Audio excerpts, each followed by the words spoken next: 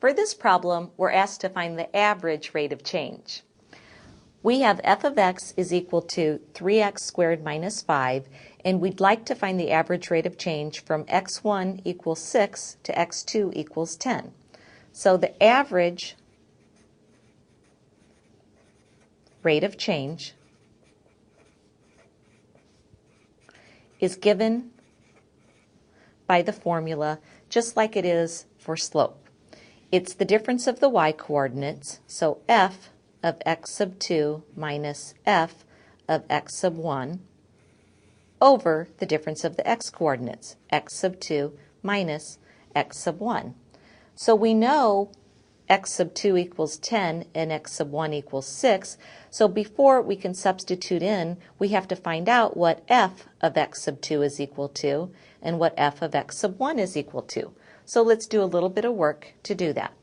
So we have f of x sub 2, and that is going to equal f of 10, since x sub 2 is equal to 10, and that's equal to, we'll substitute 10 everywhere we see an x in f of x. So we have 3 times 10 squared minus 5. Well, 10 squared is 100. 100 times 3 is 300. So 300 minus 5 gives us 295. That's f of x sub 2.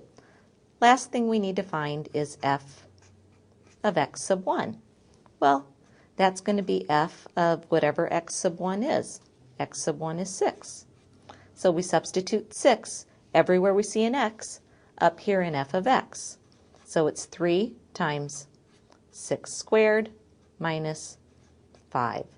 So that's 6 squared is 36. 36 times 3 gives me 108. Minus 5 gives me 103. So we'll substitute these values in now. F of x sub 2 we found out was 295 minus f of x sub 1 we just calculated was 103 divided by x sub 2 was given as 10 minus x sub 1 was also given as 6. So we'll just simplify. 295 minus 103 equals 192 over 10 minus 6 is 4. If we do the division, we get 48.